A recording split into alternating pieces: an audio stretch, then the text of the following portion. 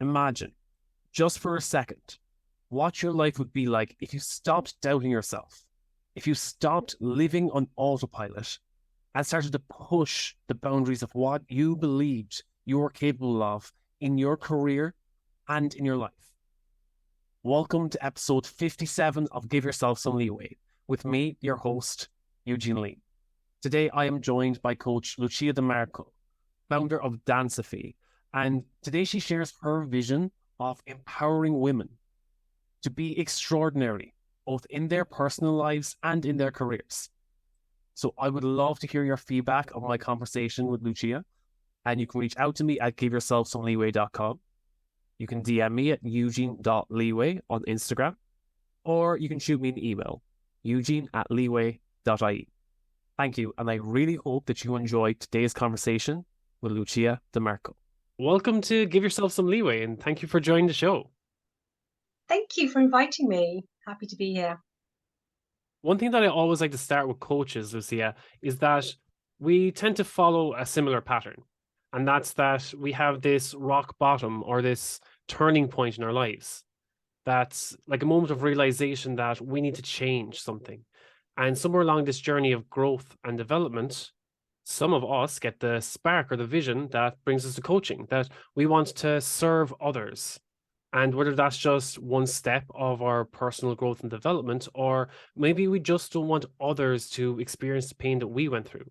So, what was that like for you? And why do you do what you do? Okay, thank you for asking. Good question. Hitting rock bottom. Oh, blimey, that's that's a story.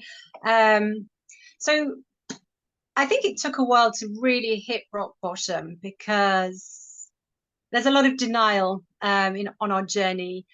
I have always been fascinated as a youngster about the idea of freedom, what it means to be free. So I was always challenging as a young child. I would challenge a lot. I would challenge the status quo, people's ideas,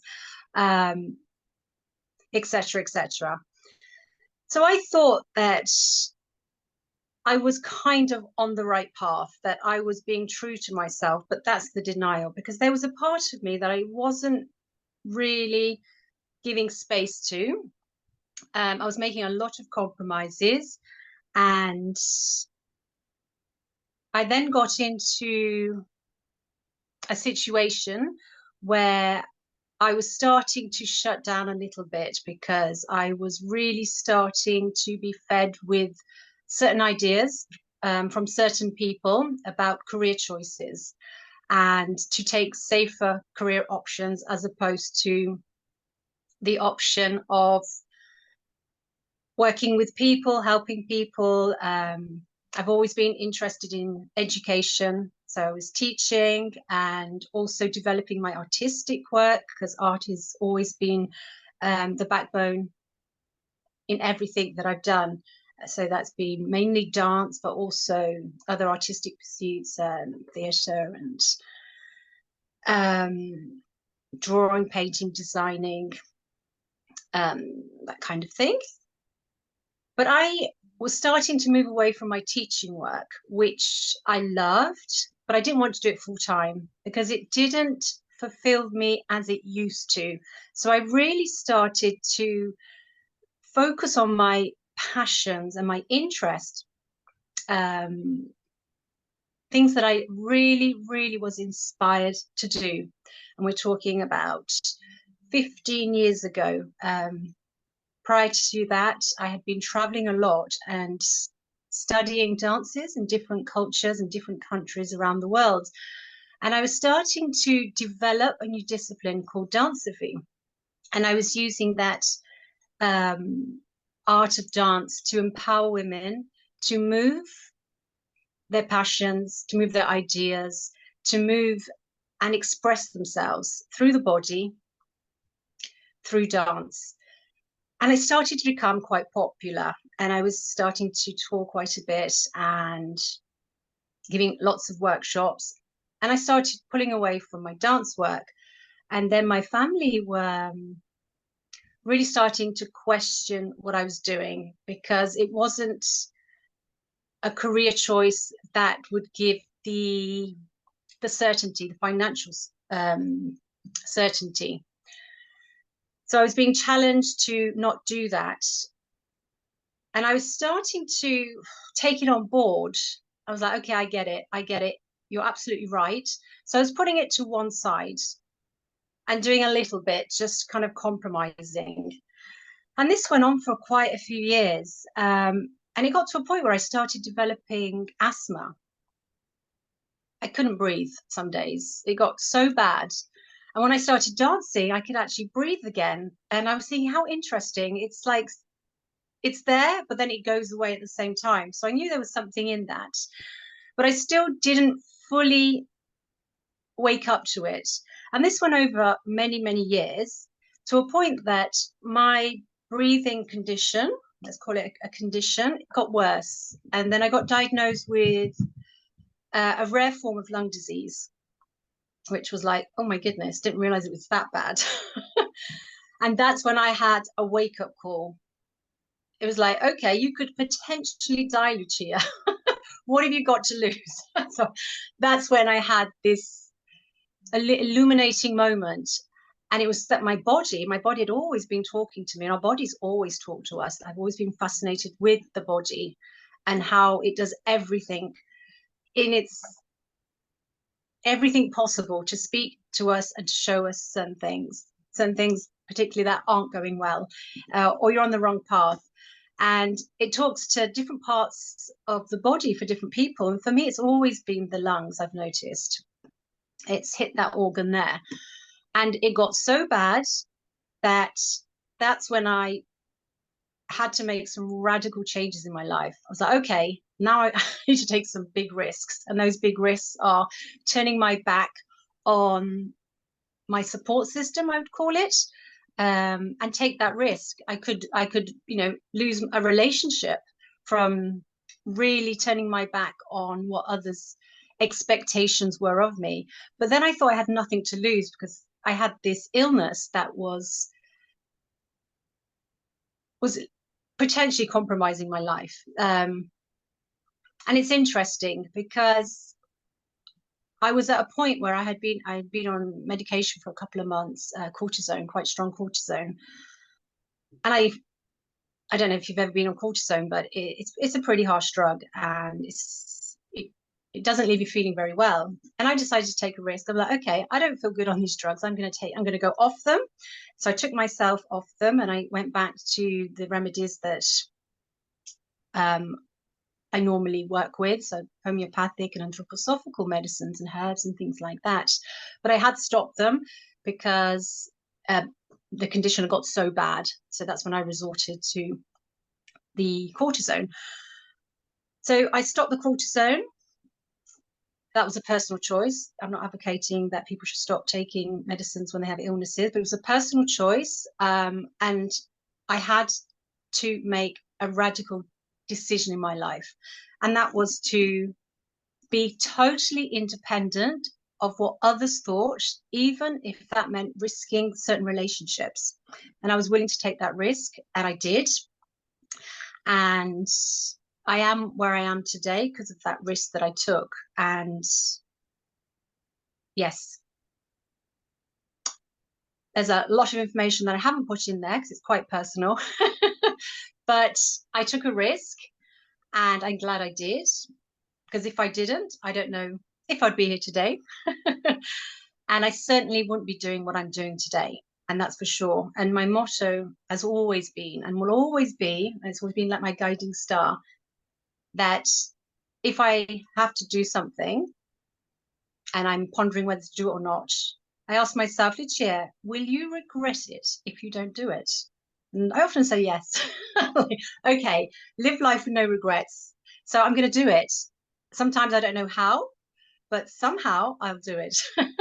To not leave a trail of regrets in my biography, in my story. So that's kind of what motivates me to push myself forward. And thanks to my body was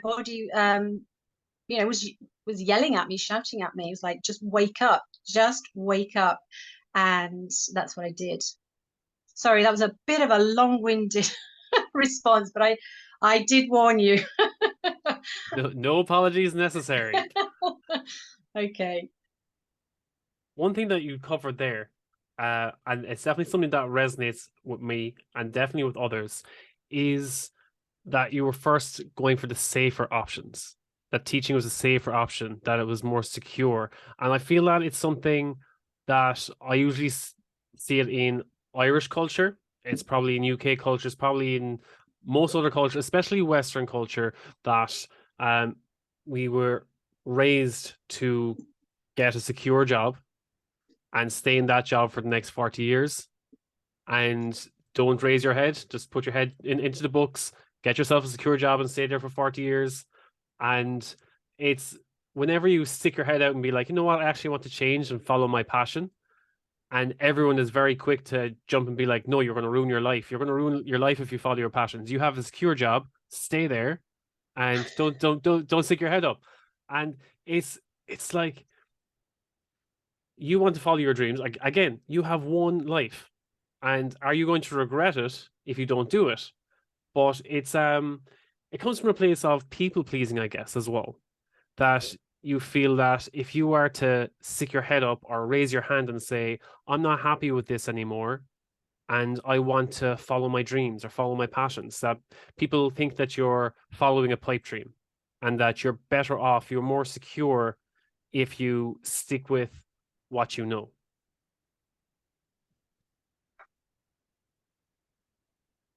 Yes, that's what we're taught to believe, isn't it? That's part of many traditions, many cultures, not just Irish. It's you know, it's quite embedded in many cultures.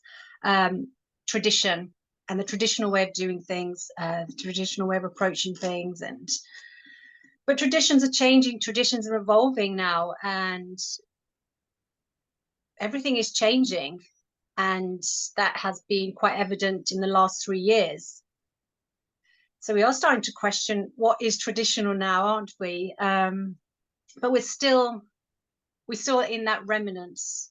We still have that remnant of that traditional thinking. It's still in our culture, but it is breaking down, and we're seeing it with the new generation. We're evolving as human beings, as society, as cultural beings, and you know we're asking new questions, we're wanting new things, and we're really questioning the foundations of our prior existence. And what's coming out is very clearly that it's not working for some people. It's not making them happy. I'm not fulfilled. Before that wasn't even really a question. It was, but it was kind of internal and you didn't really express it more than that. And maybe just go back to, like you said, putting your head down and just getting on with it, because that's what you do in this life, isn't it? But now we are really starting to question, but is it? Is it? And all starts with a question. If we don't have a question, then you know we will continue that life that has been mapped out for us, but not mapped out by you. And that's the difference, because that's when you're living a life that's not yours, and that's where the pain hits. And that was my experience, that you know the pain, how painful it can be when for whatever reason you do not allow yourself to fully be in your life, to take ownership of your life. And it's so incredibly painful, and we pay a price for staying and living in that apparent safe zone, that secure zone, that mapped out zone. We pay a price, and for some people it can be huge. It can be huge, and for some it can affect, you know, the physical body, the psychological health, emotional health, and we're seeing an epidemic of mental health problems. And that just really goes to highlight many things. Above all, are we happy? And to many, the answer is, I don't think so. I'm too sad to be happy.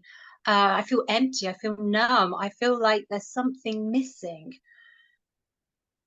I'll stop there. Yeah, one thing you covered there, especially with tradition, the tradition of our work culture, that we get that secure job and we stay in it for 40 years. But It's funny that we say tradition. That's probably been only in our tradition for the past 100, 200 years max. The industrial age, really, that brought in the having that set work shift per day and getting your weekly or monthly pay. That security only developed over the past 1 or 200 years, and that's seen as our tradition, our culture. That's how we live. But we are seeing the change now, uh, especially in the digital era, where people can work wherever they want. They have more freedom. They can get virtual assistants from anywhere in the world. They can start their own business from with very, very little capital. And the world is basically everyone's oyster. And it's the people who are holding on to traditions and resisting the change that just want you to put your head down and stay with them because they're too uncomfortable to break their tradition. And again, speaking about mental health, that's another big thing where people are like, oh, you don't talk about your mental health. That was something that I dealt a lot with, especially with Give Yourself Some Leeway. As soon as I started talking about my mental health, the negative backlash I got from that, I'd say about 20% of my feedback was positive. The rest was all, you can't talk about your mental health. That you'll get fired. If your employer finds out you're talking about your mental health in public and saying that you feel stressed at work, that's that's like career suicide. And I was like, I thought we were allowed to talk about our mental health. I think everyone should be able to talk about their mental health. If I get stressed at work, it's probably because I care about my job and I care about the work I do every day. So that's not negative and negatively impacting the company, me saying that I care about the work I do every day. It doesn't look bad on the company. It if anything, it shows, look, I really care about my job, but I know I can't do this alone. I'd really like some help with this. And I think more people need to reach out like that.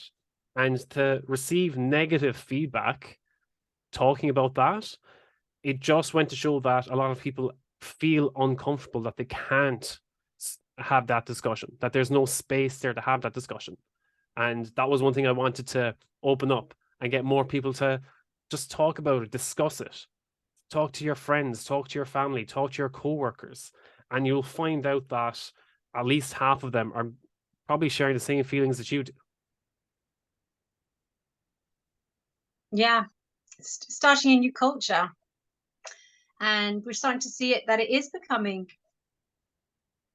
more widely accepted to open up and share our inner world.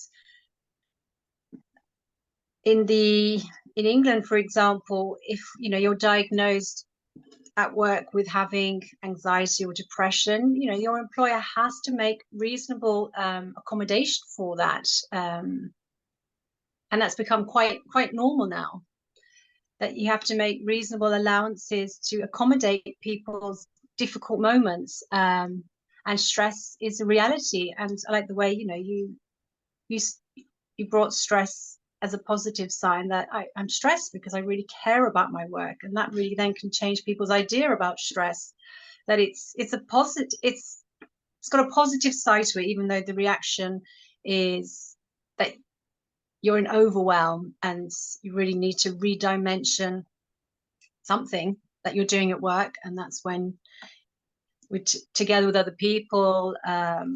We have people in well-being in many sectors, coaching, are in various sectors in the workplace, and they're people there to help you to really understand the stress, what are the triggers, and how to work with those triggers and understand how to alleviate the stress, to bring you back into balance, to raise your energy, to boost your energy. It's all about getting back into balance. When you're out of balance, to ignore it, it's dangerous, isn't it? You're playing with your health, and that ultimately is going to affect your work. So why wouldn't you talk about it? And I think bringing that as a new idea into the workforce, it's going to rapidly change the culture of work and our approach to talking about our mental and emotional difficulties, because we're human beings, and we are we can't deny that we have an emotional being, you know, that we have thoughts, and to share them and to elaborate them are only can be our strengths in our personal life and in our professional life. Obviously, it doesn't become the central point of our work, but to give time to it elaborates many other things. Because once you start talking about how you're feeling, how you're thinking, new ideas come to the forefront, creative ideas. It's when you start talking that those ideas can really start to come about, and then those ideas can be applied to whatever work you do. And if they're shared amongst colleagues, those ideas can ultimately be new resources, solutions to new problems that arise.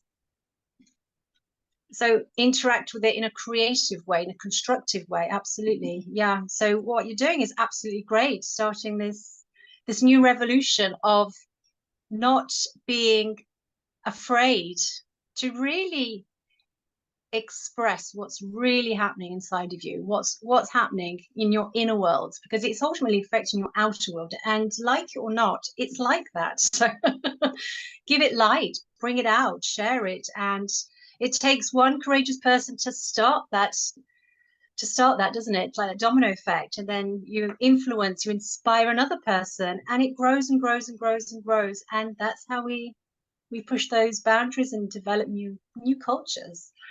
And yeah, I'm all for that. I love that you used the domino effect right there, because just recently I was reading The One Thing by Gary Keller. Again, are you familiar with The One Thing? No, I don't think so. No. So it's The One Thing. He was working in a very stressful environment, businessman, and he was trying to deal with his workload, and he came up with this thing. Instead of trying to deal with everything, all the tasks coming in all the time, he was like, what's the one thing that if I do right now will make everything else easier to do or unnecessary? And I did a book review on it, let's say about my key takeaways from the book. And the first one is focusing on the one thing. That you focus on what's the one thing that I can do right now that will make everything else easier to do or unnecessary. So when it came to people talking about, basically giving me negative feedback about, oh, I'm not comfortable with you talking about your mental health, because it wasn't like they were trying to just shut me up. It was because it made them feel like they weren't addressing their own emotions that they were bottling up, and they felt that by me bringing it up, that it was putting them into this uncomfortable space where they felt that, oh, do I have to talk about my mental health now? Or is he bringing up these emotions that, yes, I resonate with them, but I'm not comfortable actually, letting my manager or my colleagues know that I'm struggling with this? And by opening that space for discussion, it does get people talking. And then that was the next thing, is the domino effect or the ripple effect, that by pushing that one small domino, it's going to have a cascading effect where it's going to ripple through an organization. It's going to eventually change the culture. If you get enough people talking about something, it's going to start trending. It's going to go viral, and eventually it will have a lasting effect. So I just found it really interesting that you used the word domino effect, because that's exactly what happens. You pick one small thing, and that one small thing for me was starting the conversation, putting it up in the podcast and broadcasting it so that people were able to just scroll through their newsfeed and go like, oh, you know what? I'll have a listen to that conversation. I'll have a look at that reel. I'll have a look at that thread. And from there, my next small thing was, who else can I talk about this with? Has anyone else ever experienced stress in the workplace? Has anyone else ever burnt out? Has anyone else ever struggled with their mental health? Because I know for sure I can't be the only one. And just by having those conversations and sharing those stories, people can relate to them and eventually see that it's normal to talk about your mental health, and normalize those conversations in the workplace, at home, with your friends. So that was mindset when I first read the book. I'd say it's about 2 or 3 years ago now. And it's only recently I was going through what were the most, let's say, the most impactful books that I had in my self-development. And that they weren't shelf development books as they're normally read, put on the shelf, and no action ever taken, but actually taking a book, reading through it, and actually taking the actions that the author wants you to take in the first place. And so the one thing is one that I always come back to, because it's such a simple philosophy. What's the one thing? Sometimes it's the most ridiculous, simple thing that I can do right now, that if I do it the right way, that it makes everything else in my life easier to do or unnecessary. Yeah, sort of about taking that action, because that's often the part that's missing. It's like you can hear lots of podcasts, you can read loads of books, and then it's in your head. It's like, I get it, I understand.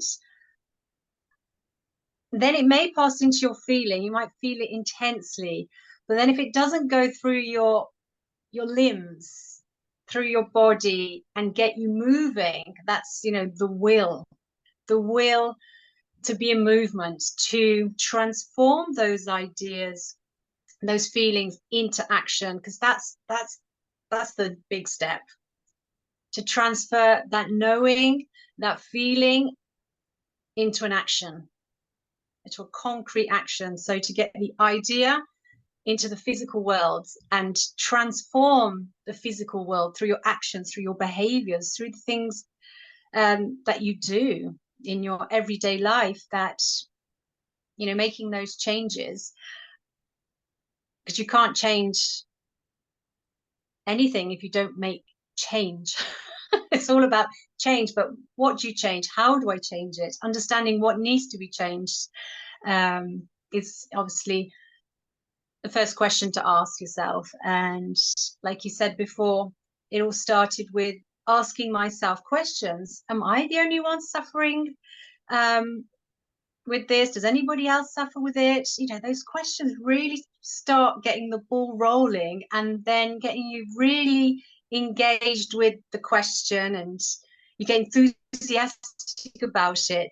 It warms you up internally, and it inspires you to then interact with the response. And what you've been doing is that movement that came from those questions. So it's always, I always say to my clients, it's asking the right questions, which give you the opportunity in responding to take you one step further to the answer. And the answer is always different for everybody. There isn't a one-size-fits-all answer, and that's the beauty of it. It's always personalized, the response. Yes, I love that people are always looking for the right answers. And I always tell them that 9 times out of 10, they already have the answers themselves. The answers are already within them, but they just haven't been asking themselves the right questions. And Exactly. a lot of people kind of get stumped by that, and they're like, it's like, oh, well, you were a great help. I wanted the answer to the question, but yeah. It's like, you're just not asking the right questions. And if you ask the right questions, you'll find it yourself. And a lot of the time, though, the right questions have the most uncomfortable answers. And yes, you know it yourself already, but you don't want to tell yourself those answers. You don't want to tell yourself what you don't want to answer the right questions, because it can be very deep and it can be very personal. But sometimes most of the time, that's the action that needs to be taken. Yes, we don't often answer those questions, because when you become conscious of the responses, it takes a lot of effort, conscious effort, a lot of courage to really get out of that, what I call autopilot living, which in a way seems easier because you know what to do, you just get on with it.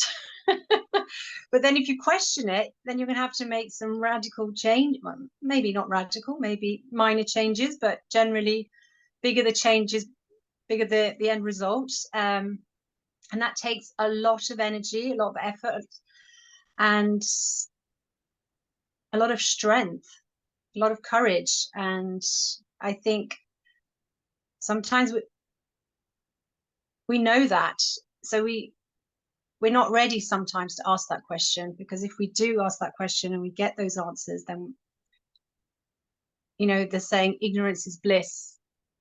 Because when you know certain things, then you're not in peace anymore.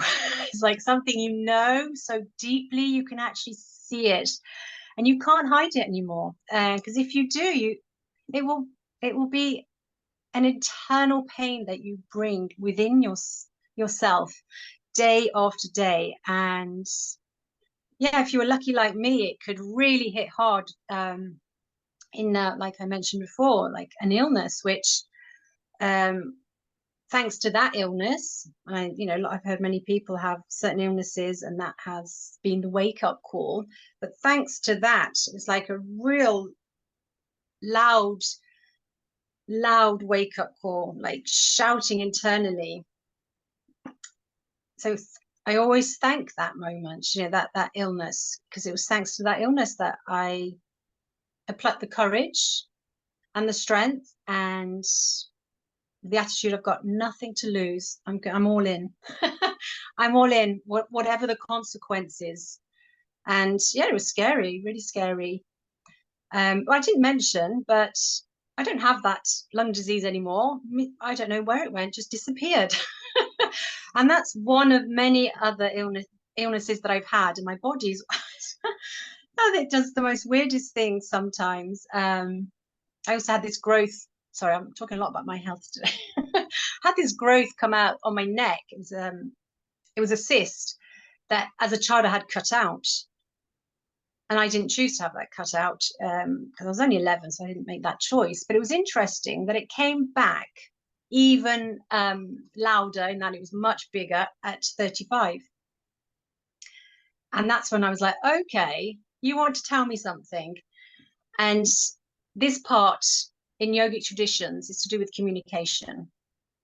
So there was something that I was not saying. And when we talk about communication, it's about speaking the truth. So I wasn't being truthful. And this thing, like a golf ball size, came out of my throat. And the doctor says, we have to take it out. And I was like, no, I'll leave it. Thank you. And I addressed what this lump was saying to me. Yet again, it wasn't easy. And it went back in. It was incredible. And those experiences again and again really show me how incredible our bodies are at talking to us. But the question is, are we really listening? When you were in your teaching years, was that a matter of, when you were teaching, were you living on autopilot? Because I think that was something that I experienced as well when before I burnt out, that I had such a heavy workload and I had so much extra, let's say, responsibilities and commitments in my life that I was just going through the motions and I was just on autopilot. I wasn't actually thinking about my day-to-day tasks. It was just going through the motions, eat, work, sleep, repeat, the likes. And I had this kind of moment of realization at one point where I was like, I'm just going through the motions of day to day and letting life pass me by, but I'm not 100% happy with what I'm doing, or this isn't aligning with where my values are. If I take a step back, I'm like, this is not where I want to see myself in the next 10, 20, 30 years. So why am I just going through the motions right now? Is that what being an autopilot was like for you? So when I started teaching, for me it was, and it still is, a profoundly enriching experience working with others, working with a true sense of education. And I might talk about that later. But just doing that and projecting myself in the future as just doing that, it was this, I'll give you the image of a tree that is going through this ramification, and the teaching is always at the core of what I do. At the heart, education. When I talk about teaching, I talk about education, and that takes on different forms. And it was not allowing that transformation of the teaching work, of the educational work, to move into other careers. That's where I could have been on autopilot if I didn't allow that ramification, because I had so many interests, so many passions, so many things I want to do. I'd always been like that. I'd always been active in lots of hobbies, lots of interests, dance, theatre, helping people, work, gardening. Culture was a huge interest of mine. I went into events management, and then all my dance work, coaching, and that wouldn't have happened if I just remained full-time in education as a teacher. And that would have meant being on autopilot and just living the next 20, 30 years repeating, even though you don't repeat the same day when you're in education, because you're with human beings. But what I mean is going to the same place, the same building, and you could be there for 20, 30 years quite easily. And for some people, that's how it is, and it's just not questioned. But no, I realized that I wouldn't be in one place for 20, 30 years. And I would move my career and reinvent myself continuously. I knew it, but I might not have been doing it at that time when, certain things were happening. And my body then started to show me that, okay, you need to get moving more. There's a lot more for you to do in this life. So get moving. It's like, get moving. And yes, so I did. So I did get moving. And the educational work moves through different careers now. And for me, it's all part of the same tree, but it just has different aspects to it. It takes on different forms, but it's all related to education. And what education is, in its deeper sense, is to pull out, draw out what lives within and bring it to the light. So that's the work of an educator, to really help others to bring to light what lives within. And I always say it's like this jewel, this hidden jewel that each and every one of us brings with us, and it's hidden away, and it's our I would say part of why we're here, to really understand this gift that we have, this jewel, and bring it to the light, however difficult it may be. But yes, that is one of the things that we are brought here to do in this life. So as an educator, we help others to draw out that light, that inner light, those inner passions, those things that you love doing, what you're good at, what you're meant to be doing, and help others to actually do it and share it with others. And in doing that, in sharing with others those gifts that you bring, you inspire others to do the same. Going back to that domino effect. Like, people say to me, "You're so brave." I'm like, why? Oh, because that's another thing I didn't mention. I was working as a school leader, which is ultimately a school principal, a few years back, and I resigned from, and that's quite a prestigious role, resigning from a school leadership role. And people say, "You're very brave." I was like, "What do you mean?" It's like, yeah, all crazy, but yes, It was leaving that position of security that everyone sees as the epitome of your education or your career as a teacher, to be in that lead role, Because that's something that I've actually that word people say, "Oh, wow, you're so brave." And I experienced something like that very, very similar very recently, where people were like, "Oh, wow, you're making this big decision. That's so brave." And I was like, what they're really trying to say is, "Well, you're an idiot. If I was in your position, I definitely wouldn't be doing that." But they just go like, "Oh, wow, that's a really, really brave thing to do." And I know exactly what they mean, but I know what they really mean is that if they were in my shoes, they wouldn't do it. But I know that they're not in my shoes. That I see things from a different Exactly. perspective, and yes, I have different goals and I have different values to them at the end of the day.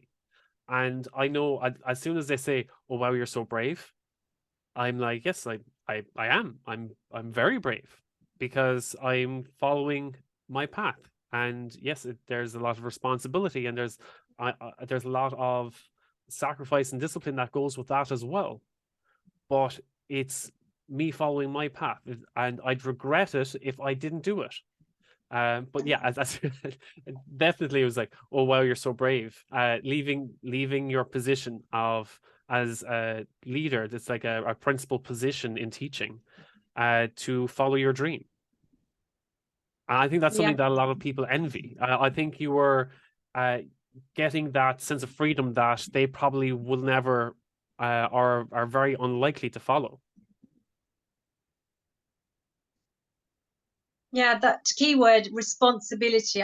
We have a responsibility to ourselves to be honest with ourselves. And, I through those experiences of continuously letting go of those comforts, that letting go of the familiarity, the security, and what ultimately is starting up again, recreating yourself, recreating another career, recreating another business.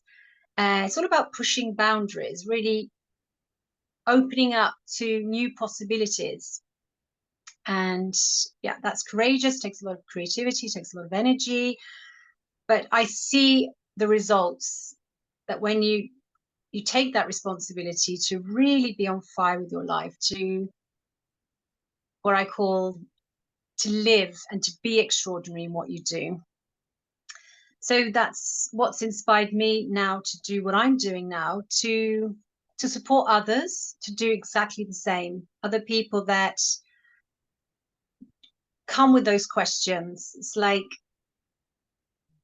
I'm just not happy. And they ask themselves what it is that they're really here, what what they're meant to be doing. Some people know, some people really don't know. They don't know the amazing gifts they have. They don't sometimes see their own strengths. So I always say to them, go and ask a very good friend, what are your strengths? Um, what you're good at. And sometimes they may be things that you don't see yourself being good at something or seeing those strengths that others see. But it's always interesting to really see from another perspective because others see you in a different way. And that's why coaching has become such a booming industry, as we know.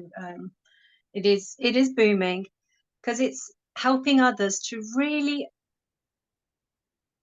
unpeel those layers by asking those right questions that you mentioned before, and helping others to really get to the core of the answer of those questions. So keep unpeeling, unveiling till you get to your own truth. And what you do with that truth is the exciting part. What lives within you and what form will it take, and how will you mold and shape yourself into that future, that destiny that's waiting for you. And I couldn't think of anything more beautiful, more inspiring, more meaningful to do in my life, to help others, to to lead them, to hold their hands, and to really bring them out of themselves and recreate themselves, and to be on fire with their life. to live a life of meaning and connection and just being alive. And is that what it On means fire. to be extraordinary? Exactly. Exactly. To be extraordinary. Yes. So these are, let's say, your program is also about being extraordinary. Is this what people will get if they follow your program? Yes. People come on the Be Extraordinary program to be extraordinary. And they do not leave until they are extraordinary. And it's a 12-week program, and it's incredible the transformation that happens in a very short time, because 12 weeks is a long time in reality. But the transformation is incredible as one starts at the beginning, and how one develops in those 3 months, those 12 weeks, is incredible. It's igniting that spark and bringing to life what lives within, and really coming into contact and understanding deeply what I'm meant to be doing in this life. And then it just creates so much enthusiasm for life. When you get that vision, you see you and understand you and what you are meant to be doing in this life, which you might not be doing it in the actual moment. But the fact that it has been dormant for so long, and we awaken it through the program, and it becomes alive, this vision becomes so deeply embedded in our thoughts, in our hearts, and inspires us to move towards that vision and to remold ourselves. And there's a lot of work with recreating our habits, creating new life-sustaining habits, and looking at the way we think and feel about ourselves and the world, and to really understand how these behaviors, the actions that we have that were on autopilot, where they came from. And my coaching work and in my educational work, it's always the case that the thoughts, the ideas, the beliefs, the feelings that we have come from, ultimately, from the first 7 years of our life. And they are beliefs that we have inherited. We brought them on board without realizing it, and have ultimately created the person that you are today. And when you become really aware of the mechanisms that brought you to where you are today, and realize that it's not bringing you towards where you want to be, the work is to really remold that thinking, remold that feeling, and